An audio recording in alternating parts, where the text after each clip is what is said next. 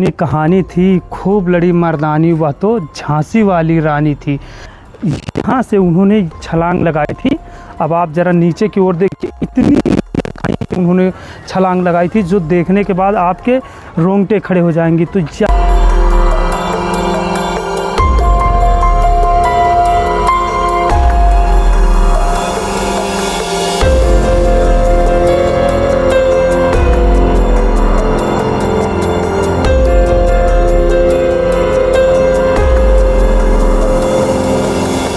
रानी लक्ष्मीबाई के महल में प्रवेश कर रहे हैं। ये उनका मुख्य द्वार था। जब आप नीचे से आएंगे तो उनका मुख्य द्वार ये था, जो कि जब नीचे से आप प्रवेश करेंगे तो सबसे मुख्य द्वार था, जिसमें से एक इस ओर उनके जो तोपची खड़े रहते थे और एक उस ओर, दोनों तरफ देखिए, दोनों तरफ जो है द्वार के। और उसके बाद जो है अंदर का प्रवेश करते हैं।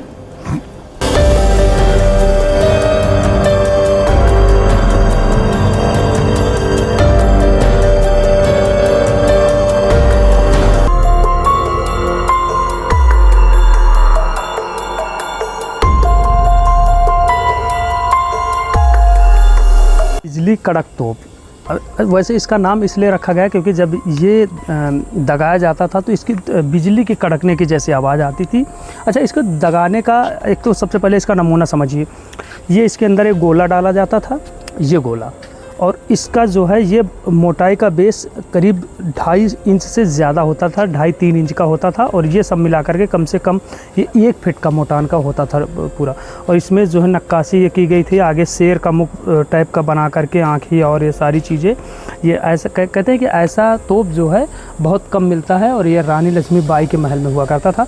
इसे गोश खां के द्वारा चलाया जाता था। और कहते हैं कि जब यहाँ पर चलाने के लिए ये इसे एंगल पे रखा जाता था और यहाँ से बारूद डाली जाती थी और उसके बाद इसे पूरा इस प्रथम भाग से इसे बंद किया जाता था। उसके बाद जो इसमें एक छिद्र होता है, जो इसमें भी है यहाँ पर, इसी से इसमें आग लगाई जाती थी। और उसके बाद ये जो है जब दगता था तो वही गोला जा कर के अपने उस लक्ष्य को भेजता था। लेकिन इस तोप के साथ ऐसा हुआ था कि ये जब इसे दगाया था गोश खां तो ये मिस हो जाता है और ये आकर के यहीं पर, ये देखो आज भी अटका हुआ है, ये गोला यहीं पर अटक जाता है, जिसकी वजह से शहीद हो जाता है गोश खां। और साथ में एक महिला तोपची भी थी, क्योंकि इस पूरे रियासत में 2 तोपची थे, एक थे गोश खां और दूसरी वो महिला थी। मैं आपको अभी उसका नाम थोड़ी देर बाद बता रहा हूँ।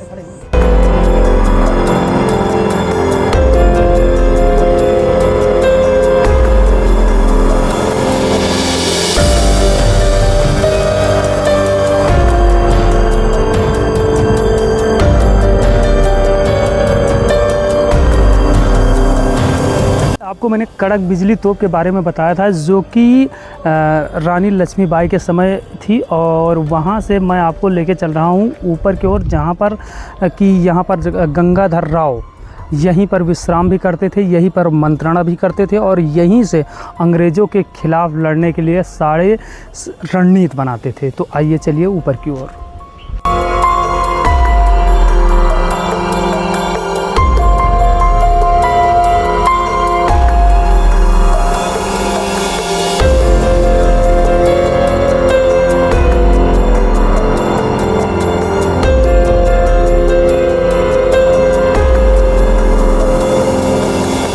मैं आपको बता दूं कि जब कोई बड़ी मीटिंग होती थी अंग्रेज़ों के खिलाफ ही नहीं, इस भारत में होने वाले सभी कुचक्रों के खिलाफ, तब रानी लक्ष्मीबाई अपनी बड़ी मीटिंगें इसी हाल में रखती थी। और यहाँ पर आप देख सकते थे, ये भाग होता था रानी लक्ष्मीबाई के लिए इधर, और इसके बाद जो उसके मुख्य जो अधिकारी होते थे वो सामने बैठते थे और उसके जो सेवादार हैं वो इस साइड और दूसरी साइड बैठते थे।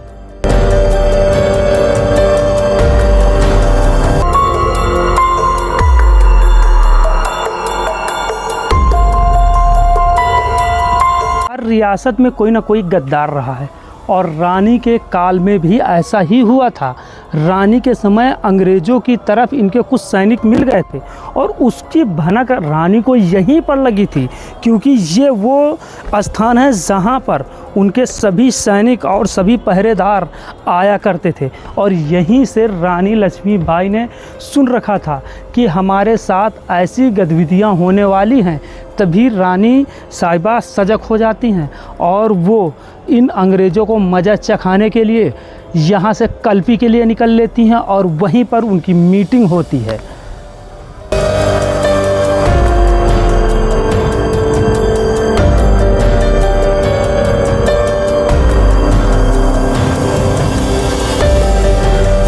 आप लोगों को मैं बता दूं कि जब रानी लक्ष्मीबाई ने एक बार अंग्रेज़ों के ख़िलाफ़ एक अपनी यहाँ मीटिंग रखी थी, वो इसी महल में रखी थी और उस महल का वो कक्ष ये था, यहाँ पर जो है रखी गई थी। कहते हैं यहाँ पर जो है ऐसे सारी सब जो चेयर वगैरह डाली गई थी वो जो उस समय की हुआ करती थी और यहीं पर बैठ करके उस समय वो मीटिंग की गई थी। और उस मीटिंग के बाद में वो यहाँ से निकलती हैं और इस ओर निकल के जाती हैं।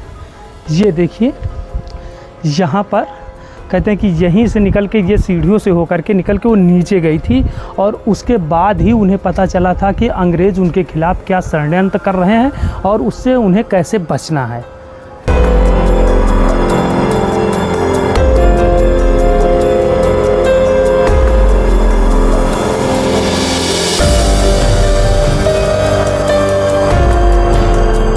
रानी लक्ष्मीबाई के समय में अगर यदि कोई अपराधी कोई अपराध करता था तो उसको सजाएं देने के लिए इसी कारागार में ला करके बंद कर दिया जाता था। और ये एक ऐसा कारागार था जहां पर कोई भी अपराधी एक बार बंद होने के बाद दोबारा ऐसी हिमाकत भी नहीं करता था, क्योंकि उसे दंड के स्वरूप इस यहाँ पर काल कोठरी में बंद कर दिया जाता था।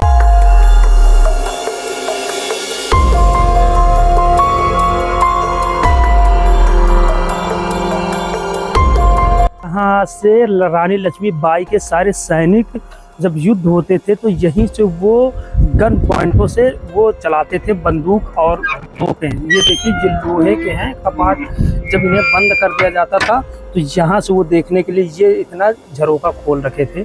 बाकी जब युद्ध होता था और इन्हें जब तोप चलानी होती थी तो इसे खोलने के बाद ही यहाँ से जो है तोप वगैरह और सारी चीज़ें सुरक्षा के लिए यहीं से सारा सब कुछ सुरक्षा का ध्यान रखा जाता था।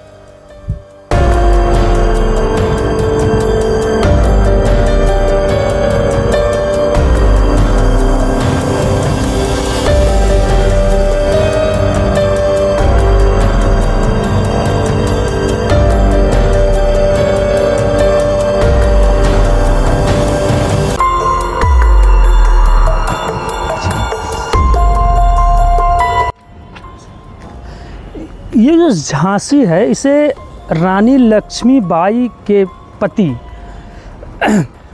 गंगाधर राव ने यहाँ इसलिए ये किला बनवाया था क्योंकि जब इस किले पे आप चढ़ोगे तो आपको पूरा झांसी, पूरा का पूरा झांसी यहाँ से दिखेगा।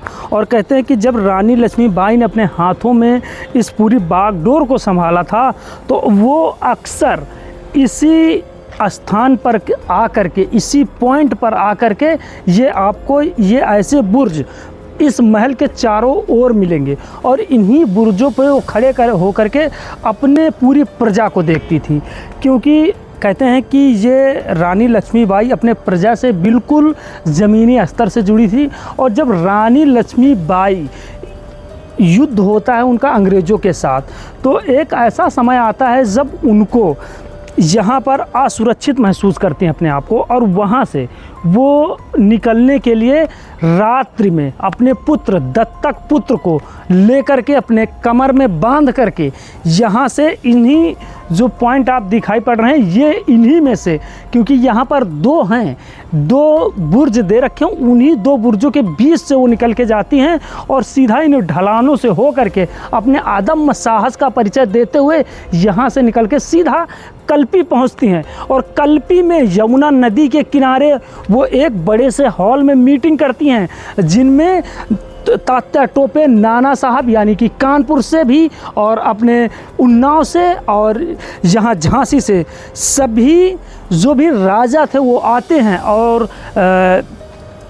अंग्रेज़ों के ख़िलाफ़ एक योजना बनाते। उस योजना के तहत ही पूरी टीम काम करती है और उसके बाद यहीं से रानी लक्ष्मीबाई रवाना होती ग्वालियर के लिए।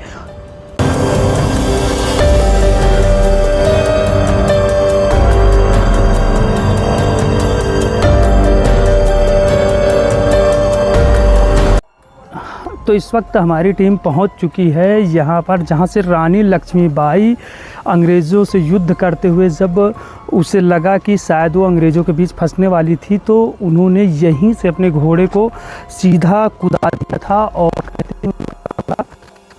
इस पूरी खाई जंप कर चुका था, लेकिन उसका पिछला पैर नीचे फंस गया था, जिसकी वजह से उसकी टांग टूट गई थी। लेकिन उसके बाद भी वो रानी लक्ष्मीबाई को सुरक्षित स्थल पर लेके गया था।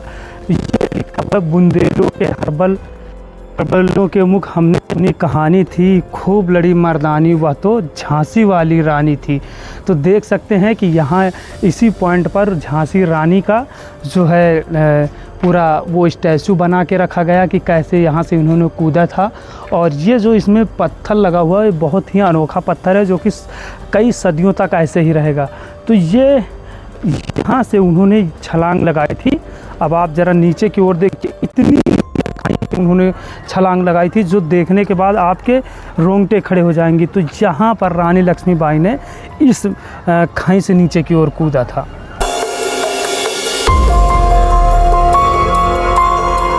गौस खान की कब्र की ओर चलते हैं। कहते हैं गौस खान जो था वो रानी लक्ष्मीबाई का सबसे विश्वास पात्र तोपची था। ये इतना बड़ा तोपची था कि इसके कभी भी कोई भी वार खाली नहीं गया आज तक।